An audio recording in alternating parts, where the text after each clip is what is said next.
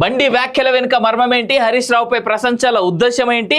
మాజీ మంత్రికి సొంత పార్టీలో చెక్ పెట్టేందుక కాంగ్రెస్ ను డిఫెన్స్ లో పడేసే వ్యూహమా? కేంద్ర మంత్రి కామెంట్స్ పై విస్తృతంగా చర్చ.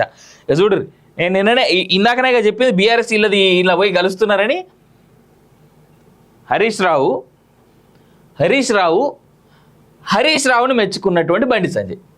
లోక్సభ ఎలక్షన్స్లో 8 పార్లమెంట్ సెగ్మెంట్లలో గెలిచిన బీజేపీ స్థానిక సంస్థల ఎన్నికల్లోనూ సత్తా చాటాలను వ్యూహరచన చేస్తుంది.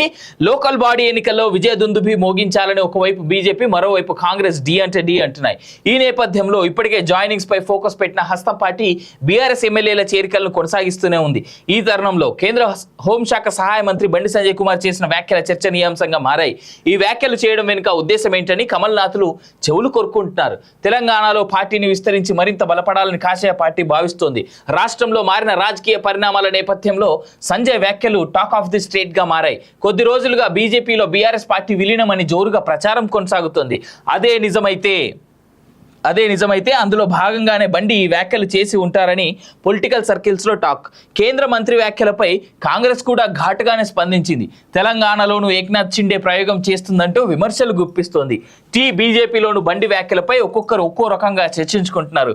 మెదక్ ఎంపీ రఘునందన్ రావు హరీష్ పై నిత్యం విరుచుకుపడతారని టాక్. బీజేపీ స్టేట్ ప్రెసిడెంట్ గా ఉన్న తరుణంలో సంజయ్ తీసుకున్న పలు నిర్ణయాలను రఘునందన్ రావు వ్యతిరేకించారు. ఈ నేపథ్యంలో సొంత పార్టీ నేతకు చెక్ పెట్టడంలో భాగంగా బండి సంజయ్ హరీష్ రావుపై ప్రశంసల వర్షం కురిపించారా అనే సందేహాలు వ్యక్తమవుతున్నాయి.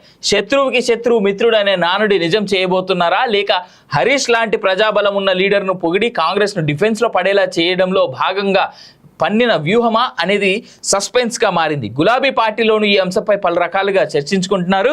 నిజంగానే ఏక్నాథ్ షిండే అవుతారా అని చెవులు కొరుక్కుంటున్నారు. మొత్తానికి కేంద్ర మంత్రి బండి సంజయ్ చేసిన వ్యాఖ్యలు 3 పార్టీల్లోనూ చర్చనీయాంశం అయ్యాయి అంటూ చూస్తా ఉన్నాం కదా. ఈ వ్యాఖ్యల సంగతి పక్కన పెడితే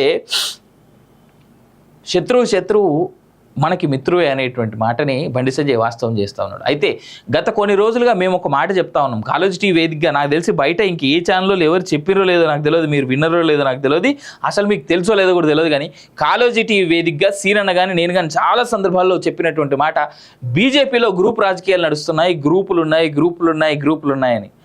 ఆ మాటకి క్లారిటీగానే బండి సంజయ్ మీద అలకలు పన్నినటువంటి రఘునందన్ రావు, అరవింద్ ఇద్దరి మాటల్ని చూసుకోవచ్చు.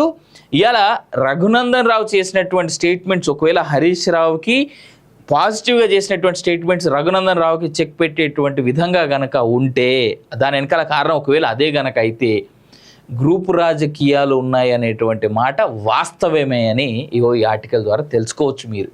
మేము ఊరికేనే చెప్పం, టైం లేట్ అయినా ఆ వార్తలన్నీ ఎక్కడో చోట ఏదో రకంగా బయట పడుతూనే ఉంటాయి.